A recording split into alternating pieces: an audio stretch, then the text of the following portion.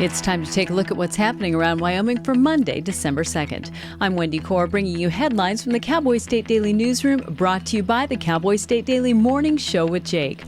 From 6 a.m. to 10 a.m. Monday through Friday, Cowboy State Daily's Jake Nichols takes you deeper into the stories that matter and keeps up with the news, weather, and sports in your part of Wyoming. Just tune in to cowboystatedaily.com and join the conversation. A search and rescue operation ended tragically on Thanksgiving Day as the Carbon County Sheriff's Office located the body of a hunter who went missing south of Rawlins. Bruce Bow left his Rawlins home at 5:30 a.m. Wednesday to hunt elk in the Bridger Pass Miller Hill area. He was supposed to be home by 11 a.m. that morning, but hadn't been seen or heard from since then.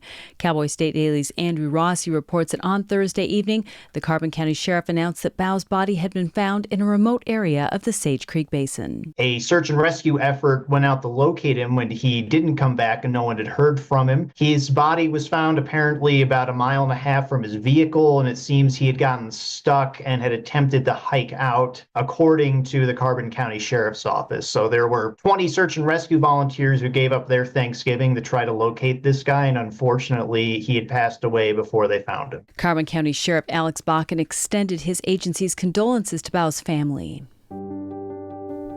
In 1929, media mogul Moses Annenberg's car broke down in the Black Hills, and he had to make an unexpected stop in Spearfish, South Dakota.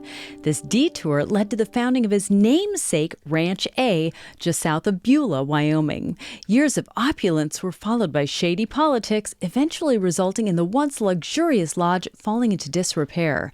But Cowboy State Daily's Jackie Dorothy reports that Ranch A is now alive once more with celebrations. Ranch A is one of those unique Wyoming areas that a lot of people don't even know exist. It's outside of Beulah, about 5 miles right off the interstate. And what it is a cabin, more of a lodge or a mansion that was built by a multimillionaire in the 1930s. Through a series of events, the state of Wyoming ended up with it. And there was a stipulation on it that you could only have educational events at this place. It took them 20 years to cut through the red tape so that you can have your events, your reunions, your weddings at this beautiful setting in Beulah, Wyoming. Ranch A is alive once more with celebrations, and visitors are given a chance to experience a little slice of Western luxury that had once only been reserved for the rich and elite of the Black Hills. A new movie profiling a famous German theologian who became a spy and took on the Nazi regime during World War II includes the name of a Pinedale man in its credits. John Scanlon said he's been involved in the film project Bonhoeffer, Pastor, Spy, Assassin for the past 12 years. One of 7 producers for the movie, the former Washington, D.C. attorney also has several other film and TV credits to his name. That's according to Cowboy State Daily's Dale Killingbeck. He started his own quest to get into movies by going over to Africa and trying to shoot a documentary. So he produces a 30-minute documentary, which he was able to get on TV. And that kind of led to opportunities, from my understanding, to get deeper into the movie industry. He has produced, he said, over 50 movies now and had a connection with the people that were the primary producers with this project. They've been working on this for 12 years. Scanlon said he's encouraged by the movie's first weekend at theaters across the country, especially with a soaring 93% audience score rating from movie review site Rotten Tomatoes. Blame it on technology, blame it on the pandemic, blame it on a growing sense of entitlement. However it's justified, a lot of people are pushing back against an out-of-control tipping culture to the point that some are boycotting leaving tips altogether. Even bartenders in Wyoming, who, like restaurant servers, are paid sub-minimum wages because tips are a significant part of their income, have told Cowboy State Daily's Renee Jean that tipping has gotten way out of hand. Tipping, is really important for waitresses and bartenders when you're getting paid a couple bucks an hour. Obviously, that's not enough to live on, so you really depend on a tip. $5 an hour, it's not enough to live on. You're still really dependent on a tip. But other places make minimum wage or better, and so asking to tip there, that just feels a little over the top to me, especially when they didn't do anything for you. Like, you waited on yourself, you got all your stuff yourself. They're just literally ringing you up and cashing you out. And the business business is asking for a tip for that. I think that's a bit much. The federal sub-minimum wage under the Fair Labor Standards Act has been $2.13 for the last 25 or so years, while Wyoming is among states that have set a higher sub-minimum wage at $5.12. If the tips that wait staff make do not make up the difference between the sub-minimum wage and the actual minimum wage, employers are supposed to true things up.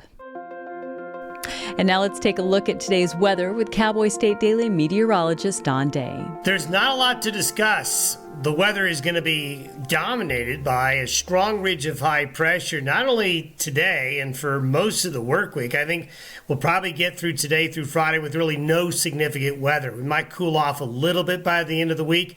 It may not be until next Sunday or Monday before the real threat of snow and much colder weather will overspread the western United States.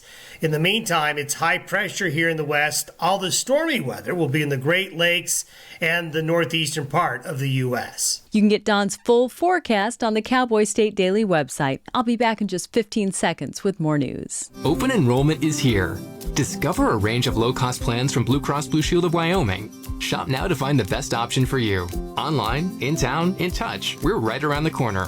Blue Cross Blue Shield of Wyoming. What's your plan? The Sweeney family of the quaking Aspen Mountain District in southwest Wyoming had suffered through typhoid fever, tragedies from tick bites, and the ups and downs of Cowboy State ranching. A new family now owns the ranch, and the Sweeney family would have been lost to history except for a veterinarian and his camera. Cowboy State Daily's Jackie Dorothy spoke to Larry Friedman about how he captured memories of the past. He didn't realize what he was doing at the time. He was just going around taking pictures and capturing history that was fading, and he didn't even realize it was disappearing at that time. Talking to the old bachelor living alone on this ranch, taking pictures of his family home, and then start digging and discovering the stories that are there as you're looking around. The pictures that Friedman took are among the only remnants remaining of a bygone era. He donated the negatives to the American Heritage Center in Laramie and is grateful for a hobby that helped him capture a little piece of Wyoming's history. Well, most political pollsters aren't receiving compliments from the public at large about their predictions leading up to the 2024 presidential election. In fact, many people are questioning why the presidential polls were so off again this year after similar dismal performances in the 2020 and 2016 elections.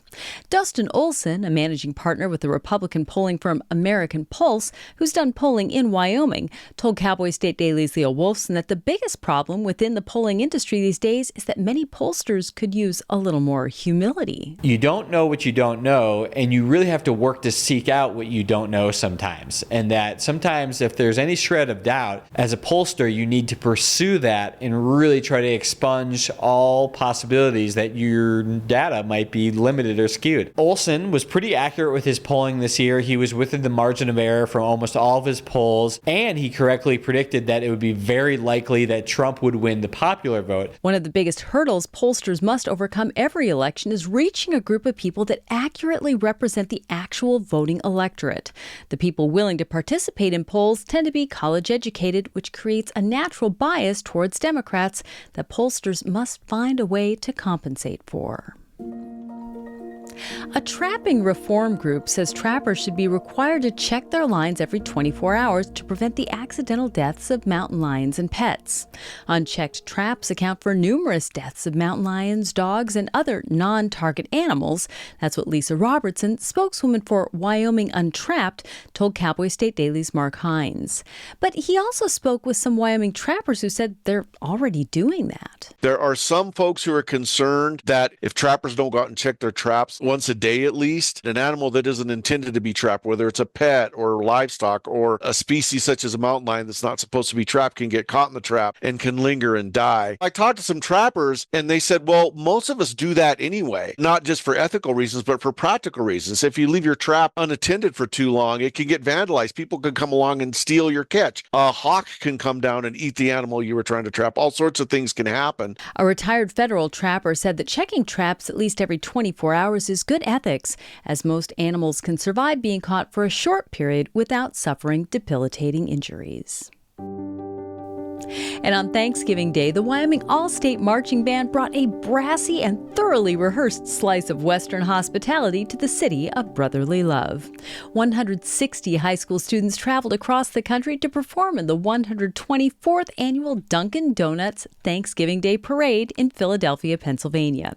Cowboy State Daily's Andrew Rossi reports that the Wyoming All-State Marching Band led the way as the first marching band in the parade and made 2 appearances before it was over. It was raining when they walked past the Rocky Steps where the infamous Rocky Balboa statue is, but everyone said it was a fantastic showing for Wyoming and a great opportunity for the Wyoming All-State Marching Band to show their stuff as they consistently do. And they need support because their next stop is Hawaii in 2026. Since 1991, the Wyoming All-State Marching Band has taken the best of the best from Wyoming's high school marching bands to give them a chance to enhance their extracurricular activity with opportunities to learn, grow, and travel with their peers. At the Thanksgiving parade, they played the themes of Ghost Riders in the Sky and the theme from The Magnificent Seven. And that's today's news. Get your free digital subscription to Wyoming's only statewide newspaper by hitting the daily newsletter button on cowboystatedaily.com. And you can watch this newscast every day by clicking subscribe on our YouTube channel. And don't forget to drop in on the Cowboy State Daily Morning Show with Jake Nichols Monday through Friday from 6 to 10 a.m. Thanks for tuning in. I'm Wendy Corr for Cowboy State Daily.